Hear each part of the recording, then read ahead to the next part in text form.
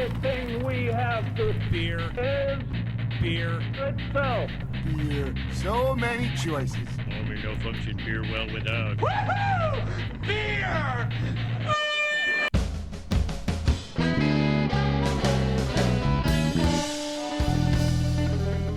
Hello, and welcome to another episode of Beer Busters, where we're going to bring you the news and reviews of some wonderful brews. My name is Dan Baker, as always, joined by my co-host and brewologist, Steph Hefner, and our ferment entertainer, Wayne Baker. Now, today's format is going to be a little askew, because today we are featuring 3 beers for our tasting segment. I look askance as you say askew. Askew. Oh, hey, look at that word. We're featuring 3 beers today for our tasting segment that are very powerful. So we're going to split them up into a few different segments so our livers don't take as heavy a beating as usual. So before we go to start the news this round, Steph, what do we have up first? Beer me? So the first beer we're going to drink today is by request of my co-hosts here. It is the latest in the Game of Thrones beers from Brewery Ommegang. This is Fire and Blood Red Ale. And since Wayne is the resident Game of Thrones guru at the table, because I don't watch it, you don't watch it either? No, I watched the pilot with a roommate about 2 weeks ago. I didn't think it was that great. I've been told I have to give it at least... I've heard different reports, but I need to give it at least 3 episodes, and somebody told me once I get to episode 9, I'm hooked. So that seems like a lot of that's 9 hours of my life before I know if I'm hooked or not. Well, I'm really hooked to the beer, but I'm going to let Wayne describe this one for us. Yes, according to the bottle, it says, born of fire like Daenerys' dragons. Sexy Jesus, Daenerys with dragons. This ale's deep, dark red hue evokes their every blazing breath. Sweet malt succumbs to wispy dryness, tinged with nutty spelt, spicy hops and rye as ancho chilies pretend piquant dark fruit. Pour slowly to not disturb yeast sediment, but with vigor to make a luxurious head and free the bouquet. And free the bouquet we have. No, the beer was released with 3 different labels. I picked up 2 of them. I don't know who the dragons are, but this one I chose for the show because I thought it was the most awesome. It is a pretty awesome. I don't know who that dragon is. I don't actually know the dragons' names. Okay. I don't know if they're mentioned in the show. They're probably in the book. It's the one that's like has all the fire around it. I did the post fire one. I posted the picture of the 3 bottles on our Facebook page, and we'll have a picture of this one on the episode page, but I thought this one was the coolest. Side note of a question. Does George R.R. Martin write these descriptions? I'd be interested to know if he does. Probably not. I bet he doesn't. Some marketing person probably does. Yeah, it'd be cool if he did, because he created everything that this is spawned from. But anywho, let's go to the beer. Yeah. So I have to say, I had this on tap last night at the Craft Ale House, and I think it's a solid brew. It's really good. It's very tasty. But when I got the bottle out today and I saw ancho chilies, I was like, oh yeah, this had chilies in. And Wayne reminded me that I had gotten all excited when we had talked about this one originally. In a news segment, yeah. A few episodes back. But I don't get the chilies at all. I do a little bit. Your palate to it is probably a little more advanced than mine. I guess a little more, you have more of a tolerance to it, I guess. I think it's because those ancho chilies. But wow. But I get like the nuttiness. I get like the spiciness from the rye more. But it's a really great beer. It's delicious. Yeah, I think the stout is still my favorite of the 3, but this is really good. I don't know. This might usurp the stout for me. Oh. Yeah, I do really like this. It comes complete with floaty bits, which is awesome. I do get a bit of the chili, though. I really think that if I didn't know it was in there, I wouldn't pick it out. And I don't get any spice from the chili, but I do get a sort of pepper flavor. Mm-hmm. I like it's described as a red ale, but to me it has so much more dimension than just a normal red ale. Like I feel like that description doesn't do it justice. Like I feel like it's creamy and it's interesting and it's spicy and then it's a little fruity and you pick up some yeastiness in the aroma. Mm-hmm. I haven't taken a smell of the aroma. I almost said look of the aroma. You haven't taken a smell of the aroma? I haven't looked at the smell or smelled the taste yet. I'm gonna try and hear the mouthfeel. It sounds like the ocean. This is going downhill fast. It's like I said, we have 3 very powerful beers. Well, this isn't really. This one is, I believe, 6.8% ABV. Yeah, this isn't very. 3 moderately powerful beers. Yeah. So I don't. The reason we're spreading the beers out today isn't so much because of their alcohol content. It's because of what we'll be drinking at the end of the show. We're going to be throwing our listeners for a loop because we're going to be Don't give it away yet. We're going to be going outside the box Okay, little good. bit for our tasting at the end. Yes, that was the 3rd Game of Thrones beer. Are there any plans that they've announced for a 4th one? I have not seen anything of that yet. Oh, I'm sure. I there'll know. be more. I'm sure there will. Yeah, I just didn't know if they might have announced Now, it that I might not have seen. They've released these just before the beginning of each season, right? Is that how it works? Okay, because the new season just began. Yeah, just this about to one, begin. season 4 will debut this weekend, so that's why it was As of it was recording. released. Right. As of recording, that's correct. Cool. Well, I'm looking forward to more of these coming out of Ommegang. Now, to kind of get back to the regular.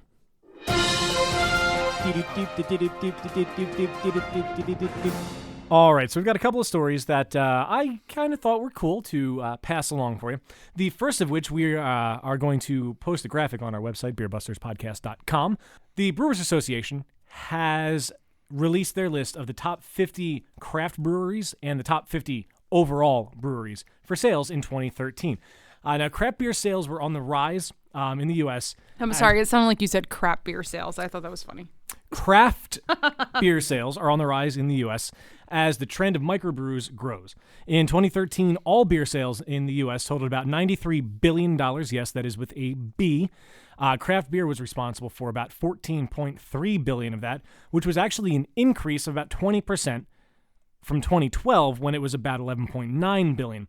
And while craft beer production was up 9.6% in 2013, the overall beer production fell by 1.4% compared to the year before. So overall beer production, including the macro breweries, was down. However, out of that smaller chunk, a bigger chunk of that was craft beer. Right. That's so, surprising though that beer in general went down. I mean, you said it was only like what, 1.4%? Yeah, 1.4%. So not too much. That's just production of it. I mean, statistically negligible. Yeah, the number I think I saw for 2012 for sales was $100 billion for all of beer. 11.9 of that being craft. Billions.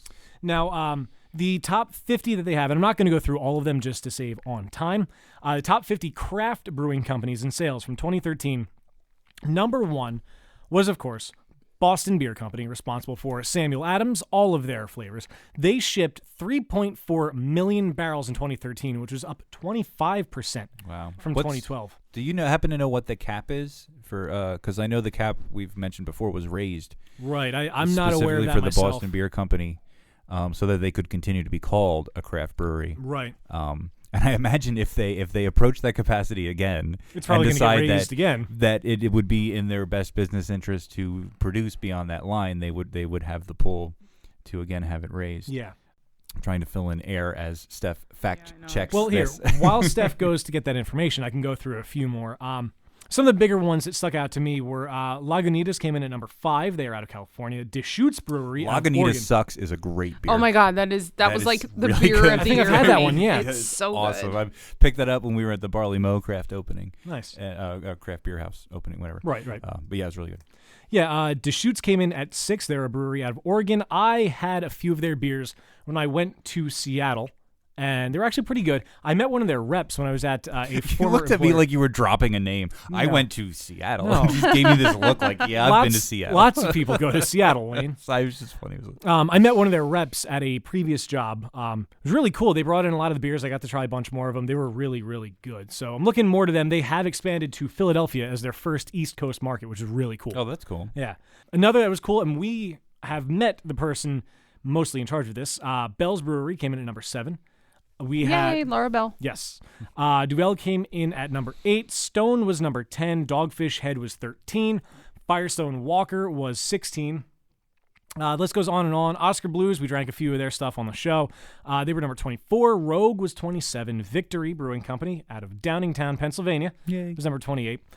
Ballast Point Brewing Company came in at number 29. The awesome thing about Ballast Point being number 29 is from 2012 to 2013, they jumped 17 spots on that top 50 list. Yay! I think that's my awesome. favorite brewery right now. Yeah, well, they do that. The The this habanero sculpin. Yeah. Oh, I it's know, so it's- good. Number Beer porn. 31 on the list was Southern Tier, which we've had a lot of their things, and I would gush about their Creme awesome brulee. creme brulee. So good. Yeah. I just picked up a bottle of their new beer, Goat Boy, I believe it is. Oh boy. So I'm excited to try that. That reminds me of Jim Brewer. Yeah, I was just thinking the same thing. Remember that? The beer busters remember. Well, it's Yes. Jim it's Brewer. an Imperial Weizenbach, which is like Wow, that's I mean, odd. Yeah. exactly. So Huh. I was excited. I'm excited. But Southern Tier for me is either hit or miss. It's either something I love the beer, or it's like I don't like. Yeah, this at I all. had an IPA of theirs that it wasn't bad, but I wasn't blown away by it. What was it? The 2X IPA? I don't remember which one it was. Yeah. You said the beer busters remember Jim Brewer as though he were dead. No, it was actually an allusion to a recent episode of Family Guy. Oh, okay. I stopped watching Family Guy as regularly as I did before. Yeah, it's Even Seth MacFarlane himself thinks it should be taken off the air. He was quoted as saying that once. Yeah. Although he's doing Cosmos, and that's phenomenal. Yeah. Yes, dude. I'm sorry. The greatest line from the most recent episode of Ooh, Cosmos. I didn't see the recent one yet. Okay, well, it's nothing. Spoilers. It's a documentary about space. Hey, they could be revealing that like they found aliens on it. Well, I'm going to- What other platform could you see being perfect for that kind of announcement as Neil deGrasse Tyson hosted on Fox? Yes, but if that news were actually true, do you think it would be contained? Do you think Fox would control that information? Considering Rupert Murdoch is in charge, yes. Yeah, I don't know. But anyway, Neil deGrasse Tyson was talking about the most distant object in the universe that has ever been seen, the most distant galaxy in the universe, and it's at the edge of the observable universe. And he says, when we look beyond that, we come to what appears to be the end of space, but it is actually the beginning of time, Oh, God.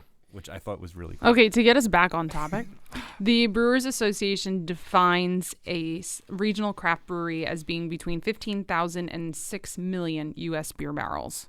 Oh, wow. That's And a what pretty was- big gap. And I know that we discussed this on an earlier episode, and none of us remembered that number. Well, yeah, I mean, it's There's something been a lot of you're drinking gonna since remember. then. Yep. Yeah. Well, to continue this list of top 50, Left Hand Brewing came in at 38. I missed Bear Republic. They were 36. Allagash was 47. And rounding out the top 50 was 21st Amendment Brewery out of San Francisco. Now, most of the top 10 from 2012 reigned supreme again in 2013, including Lagunitas and Deschutes. The only thing is they switched their places from 2012 to 2013. And going to round out the top 10 from 2013, Brooklyn Brewery came in at number 9, edged its way in by jumping up 2 spots from last year, or from the year before. Right. Now, like I said earlier, they did release their top 50 overall breweries from 2013. Leading the pack was Anheuser-Busch. They came in at number 1, Miller Coors at number 2, Pabst at 3, Yuengling at number 4, Good for Yuengling. and the king of craft breweries, Boston Beer Company, rounded out number 5 Wow. of the overall top 50 breweries. From Did you 2012. mention 13. the only PA brewery that was on the top 50 craft? Victory. Yep, that would have been it, yeah. Number 28. Yeah. Now, this was, I know you mentioned it earlier, but I forgot, based on sales or production? Sales by volume. Sales by volume, okay. Now, there was another story that I liked. There's a really quick one here. Those of us who are on the East Coast and/or those of us that pay attention to soccer, which actually I'm not one of those people. I thought this was really cool. Yards announced that they're going to do a beer in conjunction with Sons of Ben, which is an organization dedicated to developing the Delaware Valley soccer community. It was the Sons of Ben that rallied support for the creation of the Philadelphia Union, Philly's Major League Soccer team. And according to the Sons of Ben newsletter that came out, the beer will be ready on May 1st, 2014, with several launch parties scheduled for May 3rd, when the Union are hosted by the Seattle Sounders, going back to Seattle. It'll be limited to 50 half kegs and 90 sixtels with bottle Where production. I've been. Yes. With bottle production in the works. In addition to brewing this rowdy-style ale, Yards will also donate $1,000 to the charity of the Sons of Ben's choice. And there's currently a poll on their site at sonsofben.com to vote for the recipient of that $1,000.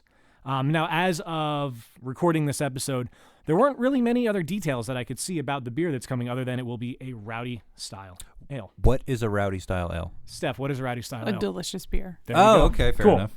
I recently did an article on DC Brow and any other soccer and beer fanatics. I talked about their beer, The Tradition, which is a golden ale that they brewed with the soccer team in DC United. So Yes. lots of Their stuff was beer good. and sports collaborations. Their stuff was very good. DC Brow is great. I What love was their beers. what was the one in the arms of And the Yeah. wings of Armageddon. Wings of- Yes. On the arms of Wingageddon. They're double IPA. That was It's very good. great. And It it was just bottled that weekend, and we picked it up. And I really like their porter as well. It was delicious. You gave me a few of those to try, and they were very good. And what was the natas that we talked about? Yeah. That I couldn't bring that one home. They didn't have it to go, but I got to try it there, and that was pretty amazing. I look forward to going back and visiting the brewery again. You know why I will always remember those beers now? When we got our cat, that's what I drank in celebration of it. I finished those off because we had a cat. My cat is... Anyway, Moo, you need to Right. tell our listeners. They don't know. We got a cat at our house. Her name is Moo because she is white with black spots all over. She's an 8-year-old cat. A friend of my roommate could no longer keep the cat, so we took it off her hands. And the cat is awesome. It eats breakfast with me, which is really cool. I have a picture up on my Facebook of me with my plate of eggs and bacon and toast, and the cat just next to me watching me eat. And she will jump up on my lap any chance she gets. And she loves to play with ping pong balls. And we have ones that glow in the dark. And we'll put them on top of the lights so they glow, turn out the lights, and watch her go to town. Now, love just cats. remember, if you ever do homebrew, don't let Right. your cat near your hops. Right.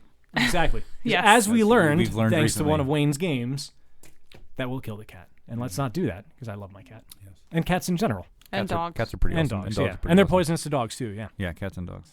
Now, the final story that I saw is pertaining to a sport that I actually really love. Baseball. Woo! Baseball is probably the only sport I can actually sit and watch. Really? Yeah, and like get into it. I don't like follow it or anything. Yeah, but- I love going to a baseball game. It's one of my favorite things to do in the summer, and I'm so upset that the past 2 years I haven't really been able to go to one, except when I was in Seattle. It was really fun. It was on my birthday. I was there. They had $5 craft beers before like the second inning, so I got blitzed by the second inning. So I don't remember much of it after that. But anywho, there was a list of the top beers ranked by baseball stadium for each of the 30 of Major League Baseball stadiums. So it starts off with Angel Stadium of Anaheim. Their favorite beer there is Bud Light. Petco Park, their favorite is Ballast Point Sculpin IPA. Sorry, I jumped ahead, but that is awesome. That's fine. I love that beer. Yeah. And Fenway, yes, Green Monster IPA. Representing. Are there any other ones that you'd like to steal my thunder on? I'm sorry, I'm looking down the list. I'm going to all my... Oh, yes, and O.Co Coliseum, New Belgium. Before you get to Sweet. say it, Citizens Bank Park is Victory Brewing Company's Summer Love. No way, that's yeah. awesome. If you go to Comerica, which is home of the Detroit Tigers, which Wayne, our father, is huge on, he showed me they have a guitar that has the Tigers logo on it that he wants for his birthday. Oh, really? So, yeah, Hey, it's like $700. PNC Sorry, is Dad. actually Yingling. That surprises me because there's some awesome Pittsburgh-based breweries. I figured it Yeah. would be one of them. This is a very interesting list. We got to throw this list up on our website. Yeah, so make I was note of planning that, on it. Wayne, Okay. when you post this episode. Yep, and then it goes all over the place. There's Goose Island at Marlins Park. There's a lot to go for Coors, Miller, and Anheuser-Busch. But not as many as you would think. Right. Now, it is really cool. Like you said, Yingling is, oh God, I'm spilling things. Yingling is number one in Pittsburgh. You have at Rangers Ballpark in Arlington, St. Arnold Brewing Company. You have at the Rogers Center, the Oland Brewery, which is their favorite beer there out of them is Alexander Keith's India Pale Ale. Wrigley Stadium prefers Haleman's Old Style out of Pabst. And there's a few that go for Goose Island, like Yankee Stadium. They prefer the IPA out of Goose Island. An So- AT&T Lagunitas Yes. IPA. Yum. So this will be posted at beerbusterspodcast.com, as well as the list of the top 50 Yes. craft breweries and overall breweries. So that brings us to the end of the news segment. Just to lay everything on the line, we were supposed to have a guest right here, and we were going to interview the guest right here, and we were going to have a lot of fun. I guess. Hi, guest. There's an empty chair sitting next to Thanks us, for joining us. and it's sad. It's okay, though. But that let me blab a little bit longer about news. So instead of having a guest here, let's just have another beer. Beer me. Beer me. So beer number 2 for this episode is from our friends. Oh, wow. Whoa! Exactly. Thank you. Is from our friends at ShawneeCraft, and I chose this beer. I've been sitting on it for a little bit. I've been aging it. I picked it up when I visited their tap room back in the winter time, and we recently scheduled a time to record at the tasting room. Yes, I'm it's gonna excited. be In awesome. May, so I am super excited to go visit our friends there again and taste some of their awesome beer and to have another on-site recording. So this is sort of a beer to get us pumped up. Not that we needed it, but pumped up and excited to go record there.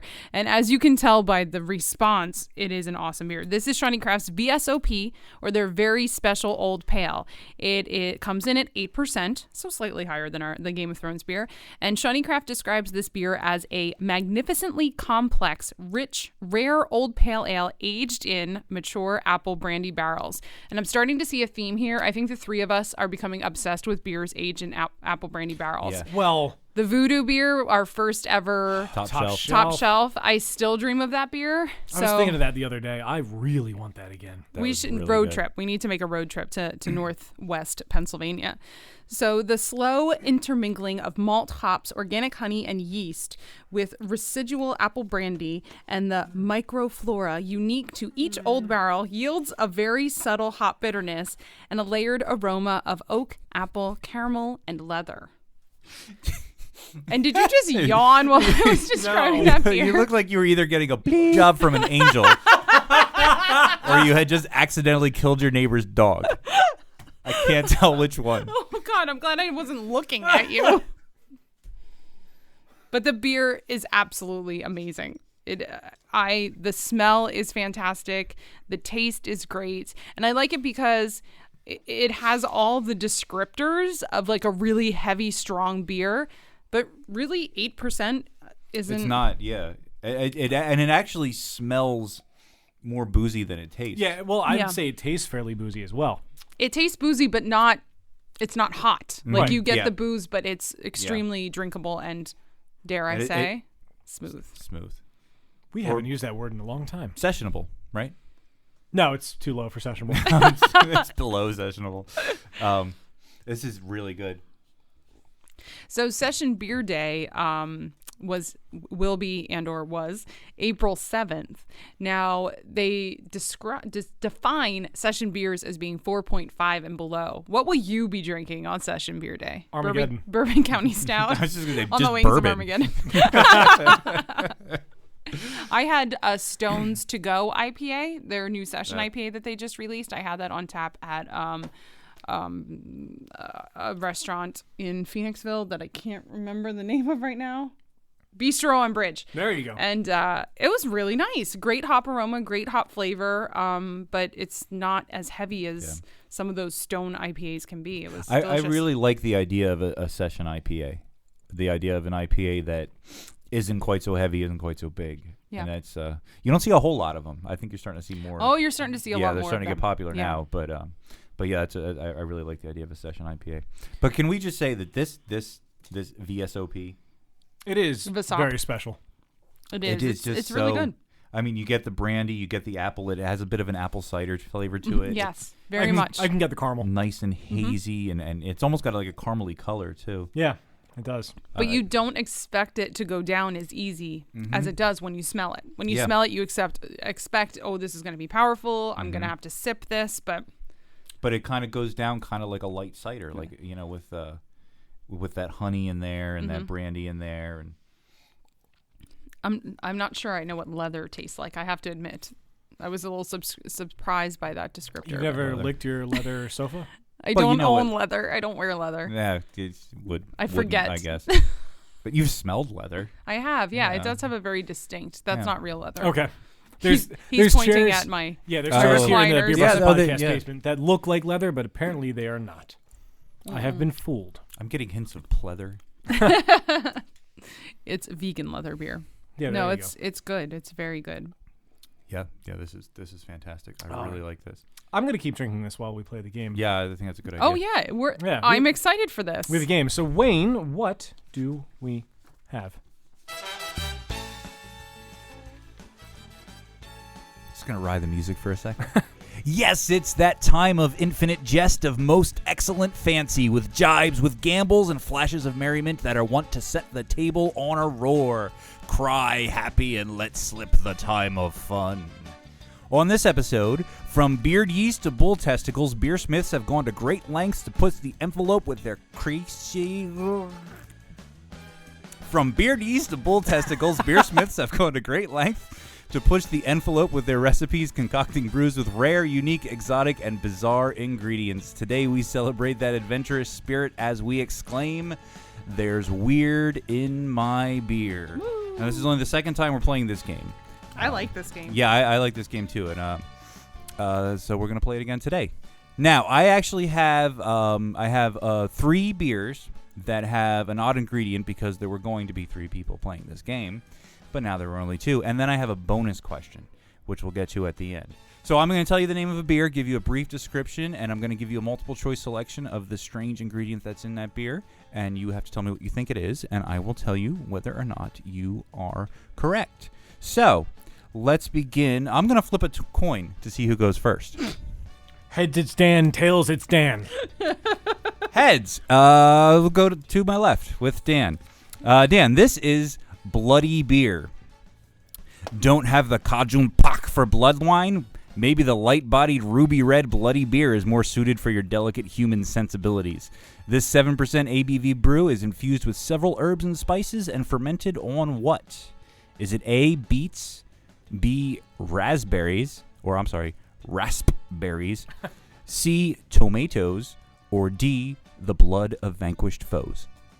I'm going to go with A. You're going to go with A, beets, says Dan. Yeah, I'm also going to say A. That was what my gut was saying before you even gave the choices. Well, your gut was wrong. Oh, it's raspberries, isn't it? No, your gut is wrong again. It's the blood. No, it is. It's tomatoes. Bloody beer by Shorts Brewing in Bel Air, Michigan, is fermented on Roma tomatoes. It's spiced with dill, horseradish, peppercorns, and celery seeds. It's essentially a Bloody Mary in beer form. Oh.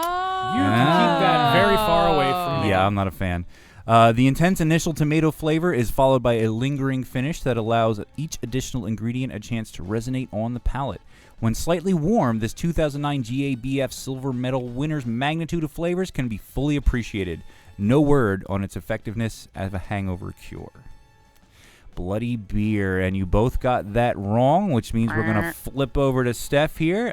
This beer is Rabid Rabbit. It's a complex, frothy Franco-Belgian-style farmhouse ale with a taste akin to flower petals. Bottle-conditioned Rabid Rabbit uses coriander, lavender, chamomile, rose hips, and a special something sweet. Is that special something A, rock candy, B, pixie sticks, C, gumballs, or D, the laughter of children? Wow. Rabid Rabbit. Do they just sit there laughing into the fermenter? They're not laughing with you. Pixie sticks. I don't know. Steph is going to say B, pixie sticks. Dan, what do you think? I'm going to go with A. You're going to go with A, rock candy, and you are absolutely correct. It is, in fact, rock candy. Wow. Rabid Rabbit is a spring seasonal by Three Floyds Brewing Company in Munster, Indiana. Chamomile and rock candy are added to the brew kettle, giving the rabbit a mysterious and refreshing mouthfeel and flavor. This brew is a veritable aromatherapy gift basket with a touch of Willy Wonka. It has an effervescent body, a light straw color, and a deceptively high 7.4% alcohol content. Rabid Rabbits with rock candy. And moving right along, we flip back to Dan for the next one, and this beer is called Celeste Jewel Ale. This is a rich and malty brew pub exclusive Oktoberfest designed to celebrate the fall equinox and the harvest moon. This cosmic theme libation was served in beer koozies made of, for reals, spacesuit material and brewed with a special interstellar ingredient. Was it A, freeze-dried lemon, B, tang, C, space yeast, or D, meteorites? I will say tang. You're going to say tang. Dan with the tang. Steph, what do you think? I'll say freeze-dried lemons. You'll say freeze-dried lemons. You are both incorrect. The answer is D, meteorites. Wow. Yes, lunar meteorites, as in actual moon dust. Celeste Jewel Ale is made with lunar meteorites that have been crushed into dust and then steeped like tea in the brew. It's made by anyone? Who makes it? Dogfish Head, because of course they do. Really? The Cosmic Quaff was brewed in September of 2013 and served exclusively at their brew pub. The inclusion of moon bits is more than just fun. The meteorites are composed primarily of minerals and salts, which help the yeast induce fermentation process. Is that like floaty bits? That is the ultimate floaty bits. And you might be wondering, where does one procure lunar meteorites for the purpose of putting them in beer? Well, Dogfish Head's friends up the road at ILC Dover, a company that creates spacesuits for NASA, helped them get this unique and incredibly rare ingredient. They also produced those aforementioned spacesuit beer koozies, which were made of the following: Gore-Tex trademark, Nomex trademark, Kevlar trademark, Mylar trademark, and polyester trademark, all of which serve specific functions in the hostile of the environment of the vacuum of space. You can check out their blog on their website. I'd recommend looking it up. There's a lot of really neat information there that I didn't want to get into now and waste a whole lot of time. But it's pretty cool.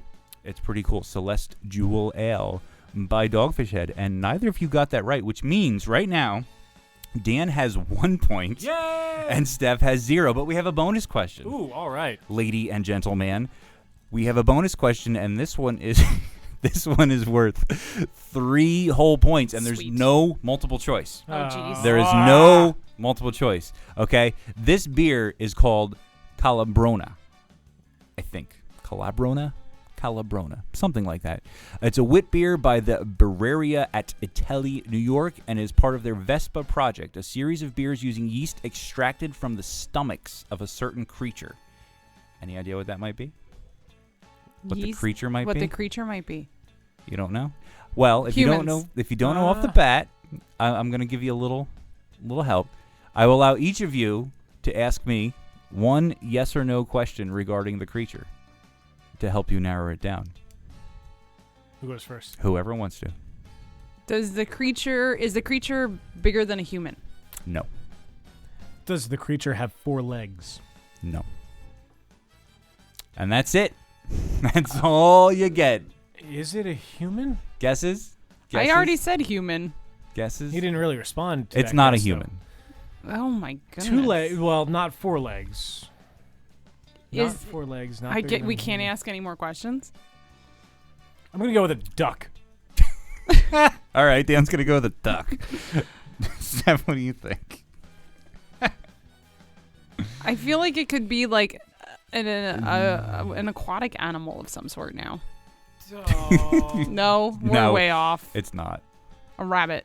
And it's not a rabbit either. I don't know. It's not a Who's that? I rabbit. said 4 legs. No. Oh, yeah. It's hornets. Ew. Yes. In 2012, Italian scientists discovered that hornets store grape skin yeast in their stomachs during winter, a fungus capable of fermenting wine, Totally bread, makes and sense beer. now. Calabrona, which is the Italian word for hornet, is a Belgian-style wheat beer incorporating pomegranate molasses and myrrh resin before getting cask conditions for carbonation and fermented with hornet gut yeast. I have one for you. Okay. Oh, I was gonna. Recently, Dock Street Damn it! That was Brewing mine. I was gonna. I have it in right here Philadelphia on my computer. brewed a beer. Well, close it so we can't see it. Brewed a The text beer is really small. I'm not reading it from for here. The Walking Dead. Yeah. Ooh. And the beer was called Dock Street Walker. What was the insane ingredient they used in this limited release beer? The virus that causes the zombie apocalypse. I'll give you a hint. It's an animal part. It's an animal part. Chicken testicles. I The can give you. Walking Dead. I'll give you multiple Frog's choice. legs? I will give you All right. multiple choice. Was it smoked goat brains? Was it chicken hearts? Or was it blood sausage? Goat brains. Yep. Yeah. Real smoked goat brains to Nice. celebrate the finale of The Walking Dead. Wow. I saw several things about this on Facebook and on Twitter. Apparently, the beer was very, very Is good. that what that woman was cooking on the grill at Terminus? I don't want to give spoilers out, but we can talk off air.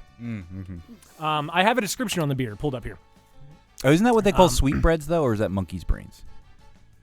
One of the sweetbreads is some kind of brain. I don't know. All right. Anyway, Dock Street Walker is an American pale stout, clocking in at 7.2% ABV, brewed with substantial amounts of malted wheat, oats, and flaked barley for a smooth, creamy mouthfeel. Fuggle hops provide delicate earthy notes, while the cranberries create a sinister bloody hue and slight tartness. The pre-sparge brain addition provides the beer with intriguing, subtle smoke notes. Pre-sparge brain edition. that dibs on the band name. And Dibs on the band name. Pre-Sparge Brain Edition. in true Walker fashion, don't be surprised if its head doesn't hang around forever. No, I've heard it's very good, and in a way, I kind of want to try it. Yeah, absolutely. But I don't know if Good I luck want to eat getting a brains. bottle. Yeah, that's what I hear. Mm-hmm. In fact, I think Ryan DeLutis had it. I think Well, I you saw know him what, post something though? on Facebook. We could certainly get our hands on beer and goats. So I think we could just sort of... Steph, let's make it happen. No. Veto. I want to do collaboration beer not with you, vegan. but no animal parts, please. Thank Gotcha. you. So, does that mean I won? Well, you did. And, in fact, I have decided to award you 1/42nd of a point for answering duck. Because I thought it was funny. So you have 1 and 1/42 All right. points. I can live with that. Steph has nothing. Zero. Zero. I zilch, bombed this one. That's Nada. all right. It was pretty short though. There wasn't a lot of opportunity to score points. Yeah. I think you did well with the time we had. Yeah. I think I did better though. You work with what you got. Let me just have this one. I need to have this one. You can have it. Okay, good. Thanks. So now that I finally won, another happy fun time game. Beer me! Beer me! Beer me! Beer me! So our third beer, it kind of feels weird talking about the third one after that one, but our third beer today is from Jolly Pumpkin Artisan Ales, and this is Los Vivos y los Muertos Saison. This is a beer that was brewed exclusively for the Rare Beer of the Month Club, so I'm super excited about that.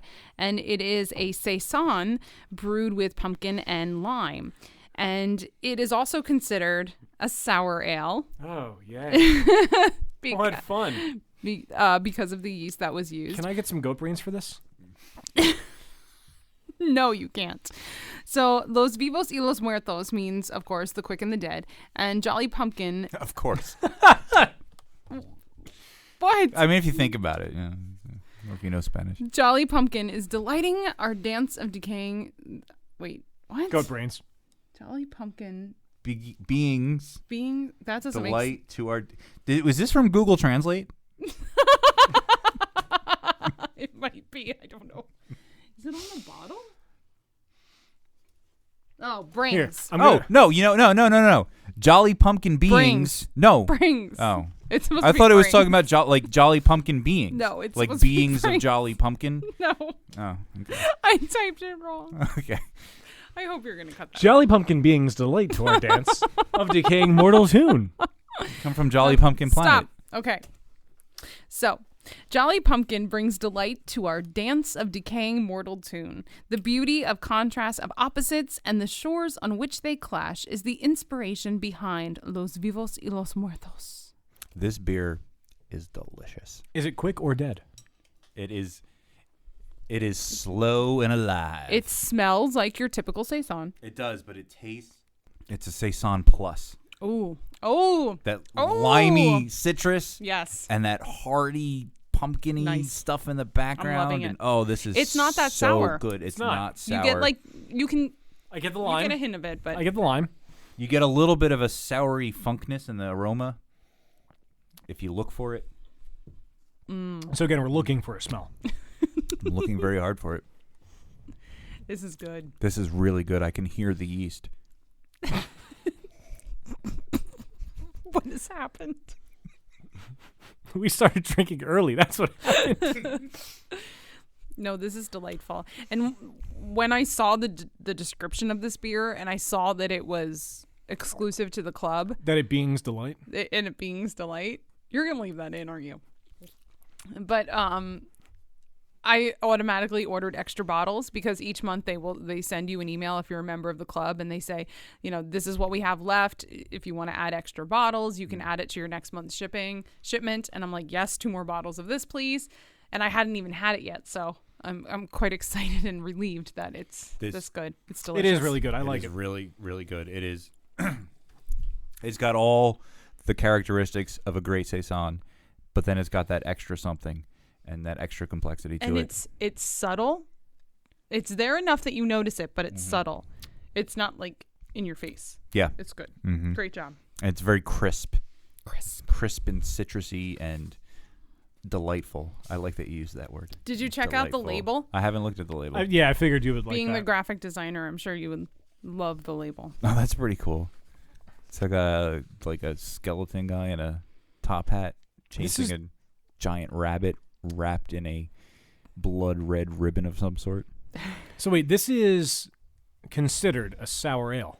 Well, it's officially it's a sour ale brewed with pumpkin and It's lime. a saison, but they use Brett, so that's what makes it. Oh, okay, so it's a sour saison.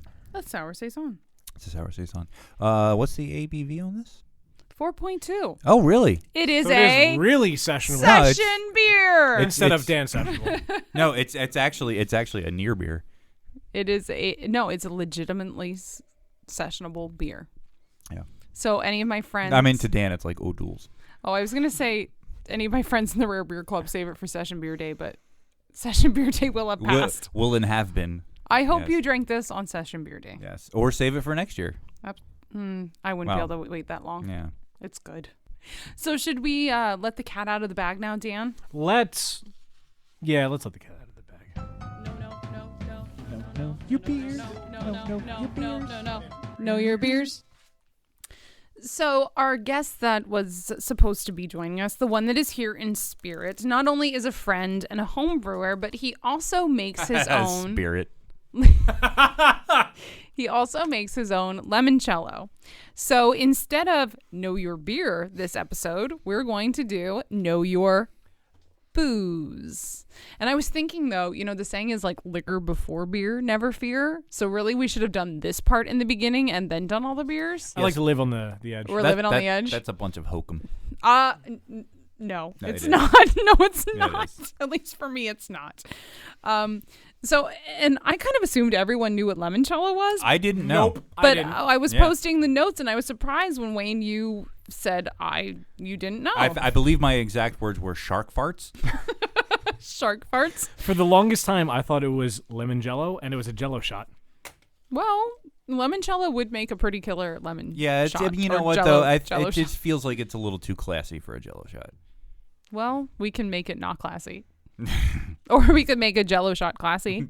The way you No. serve it, I suppose. There's no such thing as I hate Jello shots. I Really? hate the I concept. don't like them either. No. And the act of eating / drinking / slurping them. No. Mix powdered animal bone marrow with my alcohol. Oh, now you sound like the vegan. I know, right? My roommate Brandon makes the best Jello shots I've ever had in my life. They're delicious, and I want more of them. Yeah, well, my roommate Carl can kick your roommate Brandon's ass. You don't have a You roommate. don't have. No, I know.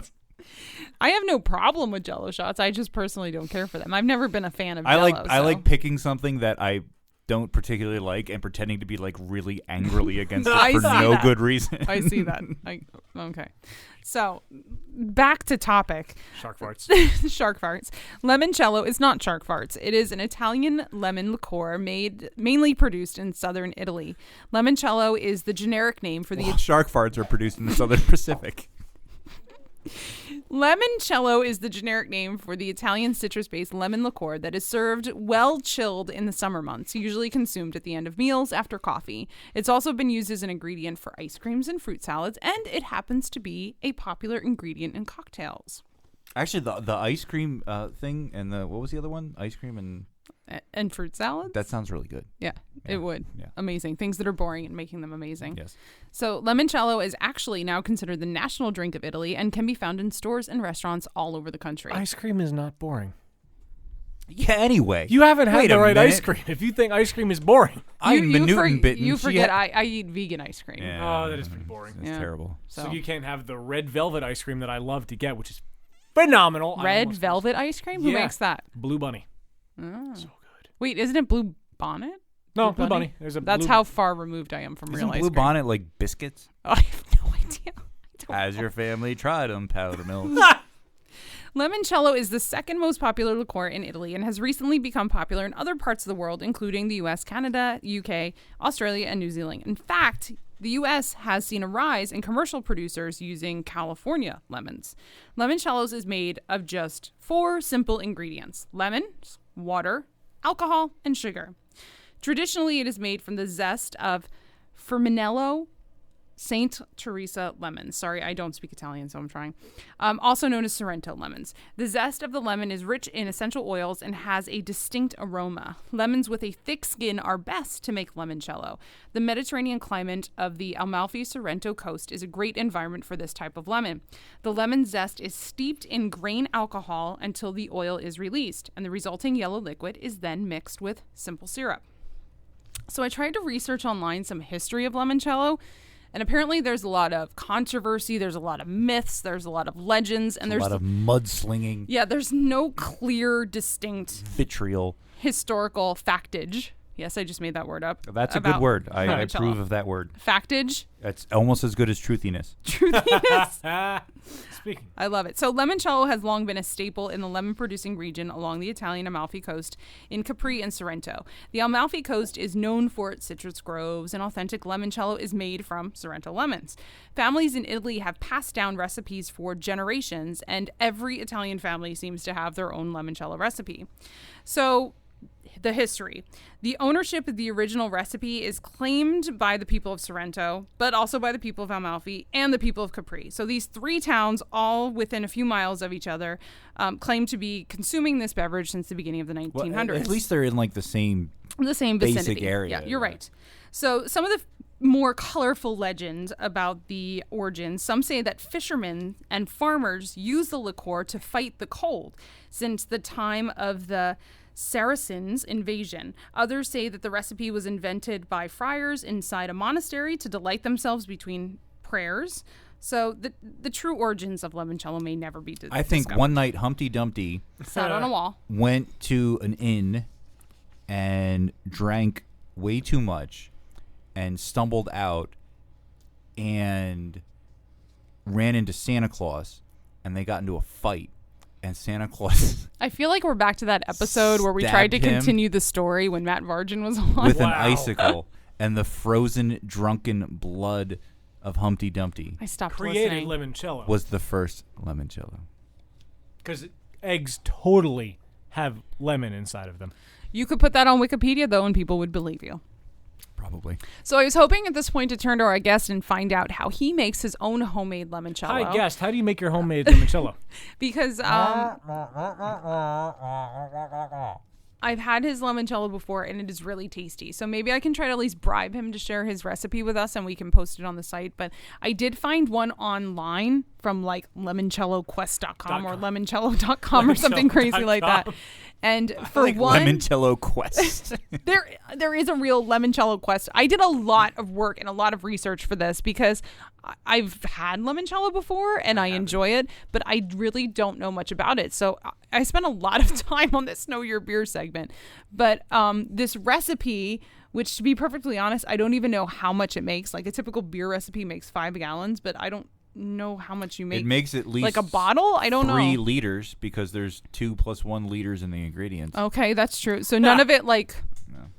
Anyway, so the recipe calls for 13 Sorrento or Amalfi lemons. I'm not sure it can. There are Italian markets locally here in Southeast Pennsylvania, Well, so now, I don't know. Could you? I mean, I imagine you'd want to get decent lemons. You don't just want to go like Walmart and pick up whatever. Lemons. Who buys lemons at Walmart? I don't know who buys anything at Walmart. But I imagine, you could make this with other lemons. Yeah, I suppose. I mean, these are the recommended those are going traditional. to be the best right, lemons right. for. Yeah, you're right. So they say 2 liters of pure, good quality alcohol. At least 95%.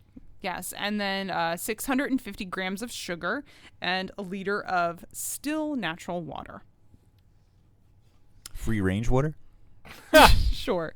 So, I mean, it sounds simple enough. I mean, it can't take longer than a brew day takes. So I would totally give it a try. I would love to try to make my own. Apparently, it's not about the process or even the ingredients, but the length that you just need to let it do its thing. that is the thing. It takes, I read some places up to 80 days that it has to steep.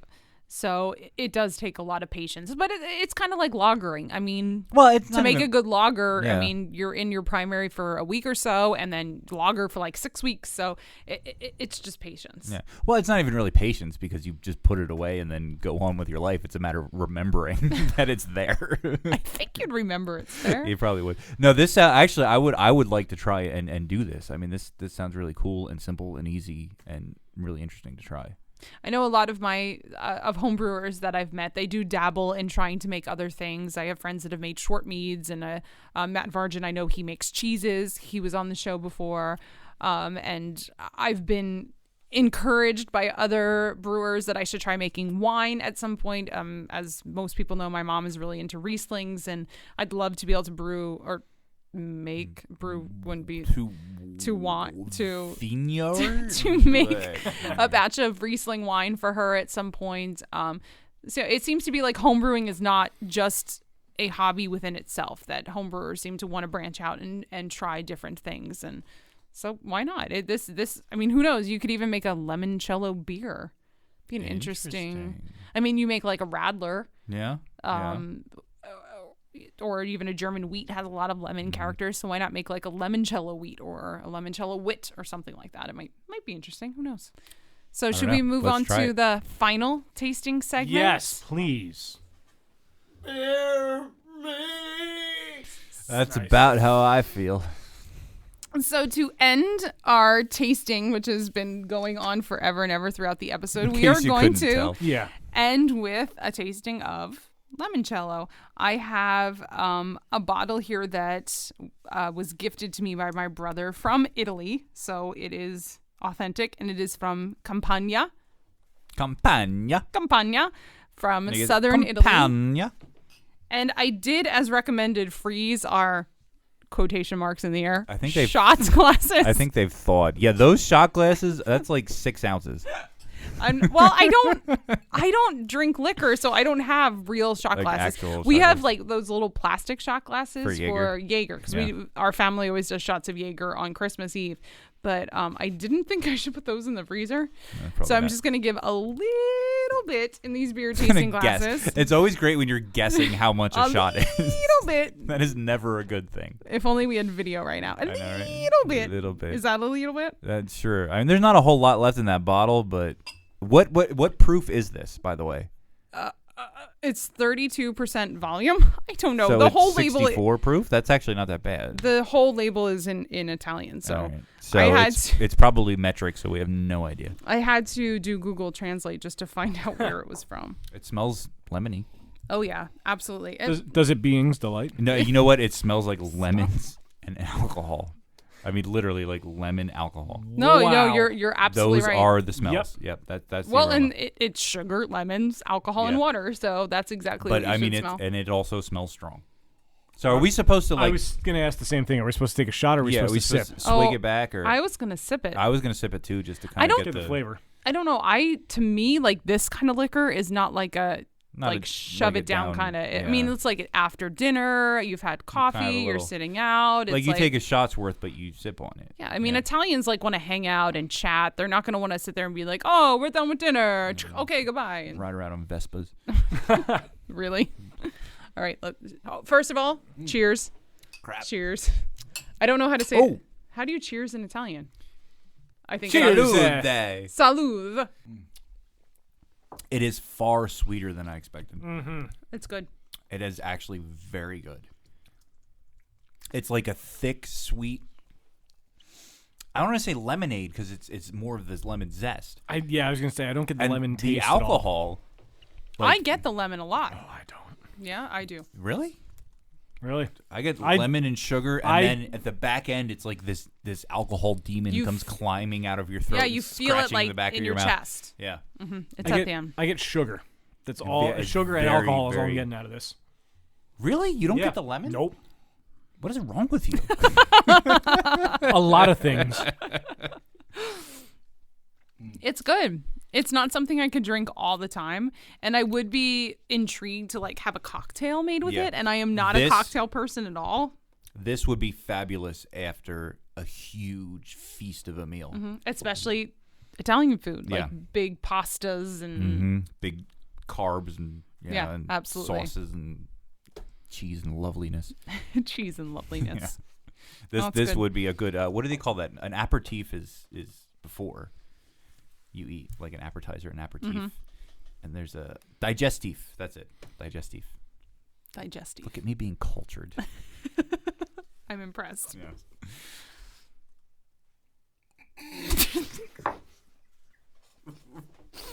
I don't know if it's a good idea or a bad idea to drink this much all through the whole episode. You're like really all over the place. It's like a Chinese buffet.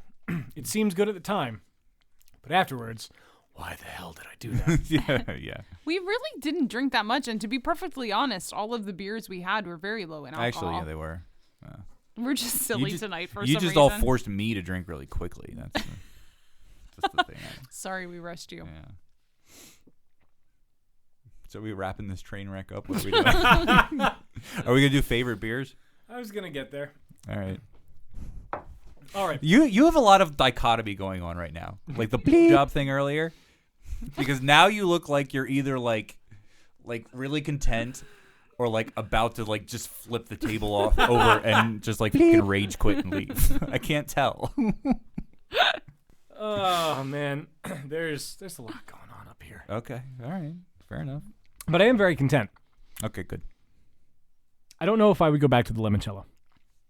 Yeah. I don't know. Because I really don't get the lemon flavor out of it. I get the alcohol and the sugar. And that's about it. What I don't like about it, and it's more in the aroma than the taste, is I don't like it, and I hesitate to say this, but like cheap vodka or good grain alcohol has that almost sort of like rubbing alcohol Yeah, absolutely. kind of Yep. quality. It's sort of abrasive, and it Yeah. has some of that in the aroma. It does. Not so much the taste, but the aroma. When I was in college, I had my first taste of Smirnoff vodka.